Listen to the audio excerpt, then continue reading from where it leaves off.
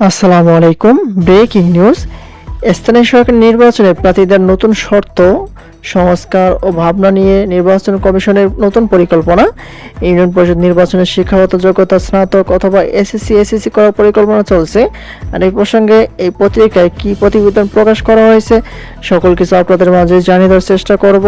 আশা করি ভিডিওটি মনোযোগ সহকারে শেষ পর্যন্ত দেখার চেষ্টা করবেন।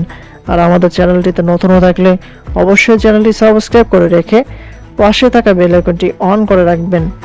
এখন থেকে বিস্তারিত কি বলা হয়েছে এখানে দেখতে পাচ্ছি। বলা হয়েছে যে বাংলাদেশের তৃণমূল রাজনীতি, প্রশাসনিক অবকাঠামো, প্রাণকেন্দ্র স্থানীয় সরকার নির্বাচন, সাম্প্রতিক সময়ে স্থানীয় সরকার ব্যবস্থার আধুনিকরণ, স্বচ্ছতা, জবাবদিহিতা নিশ্চিতকরণ একাধিক আইনি ও প্রশাসক পদক্ষেপ গ্রহণ করা হয়েছে।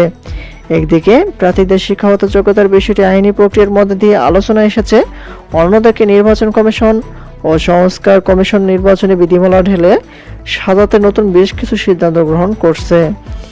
বর্তমানে স্থানীয় সরকার আইনের অধীনে ইউনিয়ন পরিষদ বা স্থানীয় সরকারের বিভিন্ন স্তরে নির্বাচন করতে সুনির্দিষ্ট ন্যূনতম শিক্ষাগত যোগ্যতা কোনো বাধ্যতামূলক শর্ত ছিল না। তবে গ্রাম আদালত পরিচালনা ও বিচারিক সিদ্ধান্ত গ্রহণের ক্ষমতার প্রেক্ষাপটে প্রার্থীর ন্যূনতম শিক্ষাগত যোগ্যতা থাকা জরুরি বলে দাবি উঠেছে।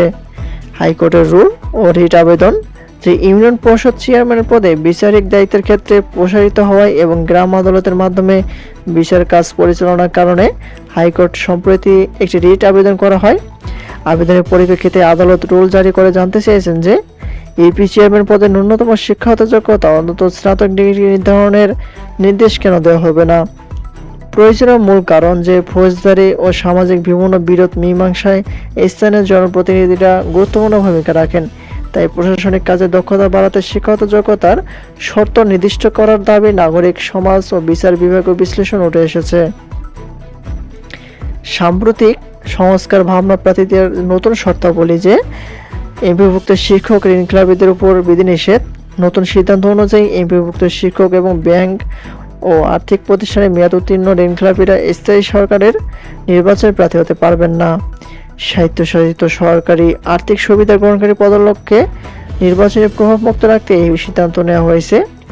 আর স্থানীয় সরকারের সংস্কার কমিশন ইউনিয়ন পরিষদ, উপজেলা পরিষদ, পৌরসভা, জেলা পরিষদ ও সিটি কর্পোরেশনের জন্য আলাদা আইনের পরিবর্তে একটি একীভূত আইনের সুপারিশ প্রস্তুত করেছে। নির্বাচন কমিশনের চূড়ান্ত ঘোষণা, নির্বাচন রোডম্যাপ যে তফসিল ঘোষণা ও ভোটের সময়সূচি আগামী অক্টোবর মাস থেকে ধাপে ধাপে স্থানীয় সরকার নির্বাচন অনুষ্ঠানের প্রস্তুতি নেওয়া হয়েছে। এর জন্য আগস্ট মাসে নির্বাচনী তফসিল ঘোষণার লক্ষ্যে নির্ধারণ করেছে নির্বাচন কমিশন ইসি। আইনি কাঠামোর প্রয়োগ যে ইসি জানিয়েছে সরকার কর্তৃক সংস্কার প্রস্তাবিত নতুন আইন চূড়ান্ত পাশ হলে সেই অনুযায়ী নির্বাচন পরিচালিত হবে। তবে বিদ্যমান আইন কাঠামোতে অবাধ সুষ্ঠু নির্বাচন আয়োজনের কোনো বাধা নেই। ভোট গ্রহণ ব্যবস্থা যে স্বচ্ছতা নিশ্চিতকরণে ব্যালট পেপার পরিচালনা, প্রশাসনিক নিরপেক্ষতা বজায় রাখা এবং ভোটার তালিকা নিয়মিতকরণের মতো কাজগুলো দ্রুত সম্পাদন করা হচ্ছে। এ হচ্ছে ইউনিয়ন পরিষদ নির্বাচন প্রসঙ্গে আজকের সর্বশেষ আপডেট। পরবর্তীতে নতুন কোনো আপডেট আসা মাত্র আমাদের চ্যানেলটিতে পেতে অবশ্যই চ্যানেলটি সাবস্ক্রাইব করে রাখবেন। ধন্যবাদ সবাইকে। আসসালামু আলাইকুম।